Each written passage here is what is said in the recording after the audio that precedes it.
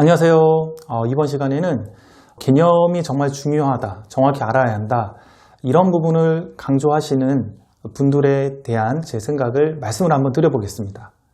자, 주변에 보면 첫 번째 집단 중에 재수종합반에서 수학을 강의하시거나 아니면 고3 위주로 수학을 가르치시는 분들, 혹은 단과를 하시는 분들, 혹은 인강을 하시는 분들, 이런 강사들 같은 경우는 개념의 중요성을 굉장히 중요하고, 특히 학생들이 개념도 제대로 모르면서 개념을 이해하거나 원리를 정확히 아는데 노력을 안 한다, 이런 것들이 수학을 못하는 이유이다, 이런 부분을 많이 말씀을 하세요. 자, 그분들이 그렇게 말씀하시는 이유는 수생들이나 고3들 같은 경우는 개념을 여러 번 배웠죠. 학교에서도 배웠고 아니면 학원에서도 배웠죠. 그런데 이제 고3이나 혹은 재수생들을 가르치는 선생님들은 다시 개념 강의를 하시거든요. 개념 강의를 할 때 그런 학생들이 고1이나 고2 때 배웠던 것과는 좀 다른 방식으로 하세요. 그냥 교과서에 있거나 혹은 개념서에 있는, 기본서에 있는 그런 개념들만 강의하시는 게 아니라 개념의 원리가 뭔지, 이러한 개념이 어떻게 확장이 되는지, 그래서 확장이 돼서 실제로 킬러 문제들에는 어떻게 적용이 되는지, 너희들이 개념을 정말 제대로 모르기 때문에 이런 킬러 문제가 아주 기본적인 개념과 원리가 확장이 돼서 나오는 건데 문제를 못 푸는 것이다, 이런 식으로 많이 강의를 하십니다. 왜냐하면 고3이나 재수생들을 수업을 해보면 보통 아이들이 개념을 여러 번 들었기 때문에 개념 수업을 해주고 그러면 집중해서 수업을 안 들으려고 그래요. 특히 재수생들 같은 경우는 선생님들이 개념 수업하고 그러면 머리 숙여서 문제만 풀거든요. 기출문제 풀고 자기스토리 풀고 그렇게 합니다. 근데 나중에 틀린 문제들 보면 개념이나 원리들을 정확히 몰라서 틀린 문제들이 많아요. 그래서 아이들이 다 안다고 생각하고 개념 수업을 제대로 안 듣고 그렇게 하다 보니 선생님들이 이제 그런 얘기를 많이 하시는 거고, 그리고 선생님들 같은 경우도 수업을 하실 때 그냥 평범하게 처음 배우는 아이들 가르치듯이 기본 개념 위주로 수업을 하면 아이들이 수업을 안 들으니 기본 개념이 어떻게 확장이 되고 기본 개념에 숨어있는 원리는 뭔지, 여러 가지 내용이랑 연관되고 확장되는 게 뭔지, 그 기본 개념에 숨겨져 있는 그런 핵심적인 원리들을 정확히 이해를 하면 센서학에 있는 모든 유형들이 다 풀릴 수밖에 없는 그런 형태로 개념 강의를 많이 준비하고 수업을 하시는 것이죠. 또 그렇게 개념을 강조하시는 그 집단들이 초등학교 학부모님들도 굉장히 개념을 많이 강조하십니다. 어머님들이 옆에서 지켜보면 아이들이 공부하는 초등학교 수학 정도는 어머님들이 파악을 하시고 그리고 얘가 제대로 했는지 안 했는지 판단을 좀 할 수 있기 때문에 그런 것 같아요. 그래서 얘가 개념을 정확히 모른다, 원리를 정확히 모른다, 그런 부분에 대해서 많이 말씀을 하시고 개념을 정확히 알기를 바랍니다. 근데 저는 여기서 몇 가지 드는 생각이, 첫 번째, 이제 재수생이나 고3들이 개념을 정확히 모른다라고 했는데 걔네들은 왜 모를까?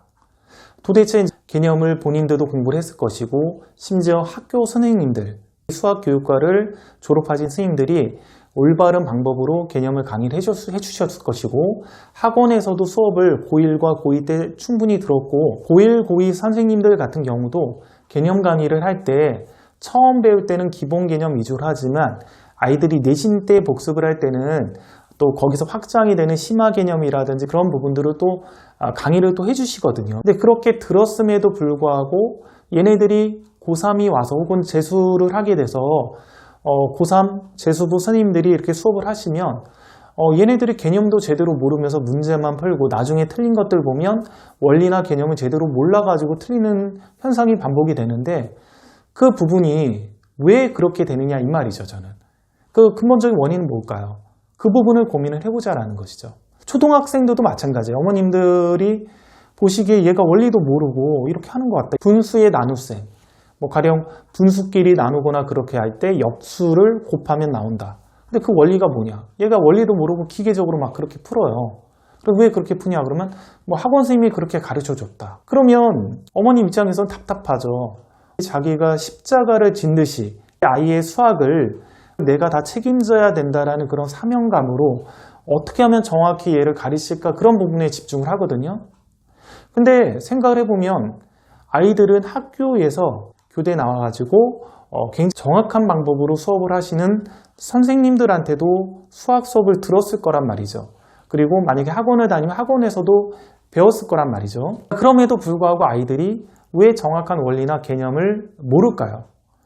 재수생 선생님들이나 초등 학부모님들이 개념과 원리를 얘네들이 제대로 모르고 공부하는 것 같다라고 가장 말씀을 많이 하시는 집단인데, 그 개념과 원리를 왜 모르냐, 그 부분에 대해서 이제 고민을 해야 된다는 거죠. 해결점들을 다 그렇게 얘기하거든요. 재수생이나 고3들을 가르치는 선생님들은 해결점들은 너네 개념하고 원리도 제대로 모르면서 문제풀이만 하지 말고 수업 잘 들어. 내가 정확하게 가르쳐 줄게. 어머님들은 너 이거 개념 정확히도 모르고 푸는구나. 내가 원리를 정확히 가르쳐 줄게. 이런 식으로 접근을 한다라는 거죠. 근데 그 전에 이제 생각을 할 게 아이들이 다 배웠다라는 것이죠. 선생님들한테도 배웠고 학원을 다니면 학원에서도 배웠는데 아직도 개념과 원리를 제대로 모르는 이유는 뭐냐라는 것이죠. 그분들의 논리를 따른다면 얘네들이 개념과 원리를 아직까지 제대로 모르는 이유는 나한테 안 배워서 그렇다. 내가 제대로 얘네들을 가르치지 않았기 때문에 그렇다. 그러니까 내 수업을 제대로 들어라. 너희에게 가장 정확한 개념을 내가 가르쳐 주겠다. 이런 식의 논리밖에 안 되거든요. 그럼 모든 것이 다 부정이 되는 거잖아요. 얘네들이 이제 그동안 배웠던 학교 선생님의 강의라든지 혹은 학원 선생님의 강의라든지 혹은 기본서에 있는 내용이라든지 모든 것들이 다 부정이 되고 얘네들이 개념과 원리를 정확히 모르는 이유는 내가 안 가르쳐서 그렇다. 이렇게 이제 귀결이 되는 거예요. 어머님들 입장에서도 학원에 보내도 그렇고 학교에 보내도 그렇고 얘네들의 문제는 내가 정확한 원리를 가르쳐 주지 않아서 그렇다. 그러니까 내가 계속 십자가를 메고 내가 자녀들을 책임져야 된다. 이런 논리로 이제 가게 된다라는 것이죠. 아이들이 이런 개념이나 원리를 제대로 모르고 고등학교 3학년 재수생까지 이렇게 오게 되는 이유, 혹은 초등학교 때도 마찬가지, 학교 선생님들한테도 배웠음에도 불구하고 얘가 개념이나 원리를 정확하게 모르는 이유, 저는 그런 부분이 아이들이 스스로 개념을 공부를 하면서 왜 그런지를 따지지 않는 습관 때문에 그렇다라고 생각을 합니다. 아이들이 그렇기 때문에 내가 정확히 가르쳐야 될 그럼 한도 끝도 없죠. 초등학교 때부터 중학교, 고등학교 때까지 정확히 가르쳐야 되는 거죠. 왜 지금까지 수학을 공부했는데 정확한 개념들을 몰랐을까? 아이들이 그냥 배우면서 수동적으로 개념을 공부하는 방식 때문이라고 저는 생각을 하는 겁니다. 아이들이 만약에 어렸을 때부터 자기가 개념들을 독학을 하면서 이게 왜 그런지를 따지고 잘 이해가 안 되는 것들은 곰곰이 생각도 해보고, 그러면서 학교 선생님이나 혹은 학원을 다닌다면 학원 선생님이나 혹은 부모님한테 이 부분은 내가 아무리 봐도 잘 이해가 안 된다라고 이렇게 물어보거나, 그런 방식의 자기 주도적인 개념 학습이 되었다면 왜 그런지를 하나씩 본인이 따져가면서 정확하게 개념들을 공부를 할 수가 있었다라는 것이죠.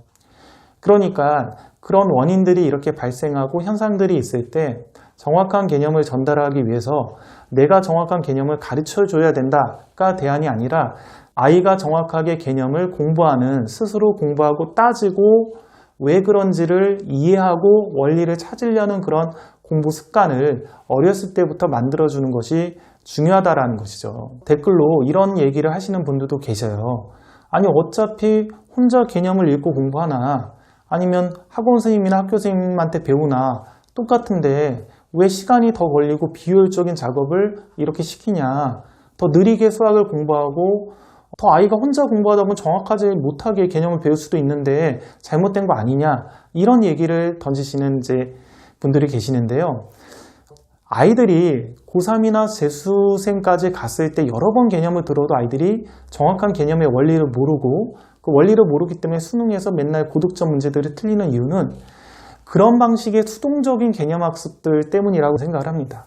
그러니까 스스로 모르는 개념을 읽다 보면 이게 왜 그런지를 안 따질 수가 없어요. 본인이 이해를 해야 되니까.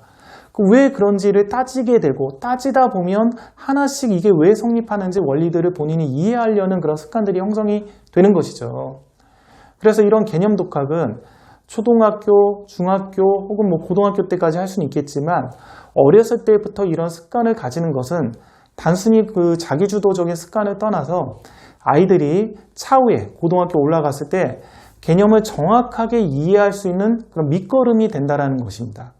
그러니까 누구한테 배워서 개념을 정확하게 이해한다 그런 거는 한계가 있다라는 거죠. 만약 한계가 없다라면 왜 고3 인강 1타 강사들이나 혹은 재수생들 가르치는 선생님들이 왜 너희들 개념 제대로 안 배웠냐, 개념 제대로 모른다, 원리도 모르면서 문제만 본다, 그런 얘기를 안 하겠죠.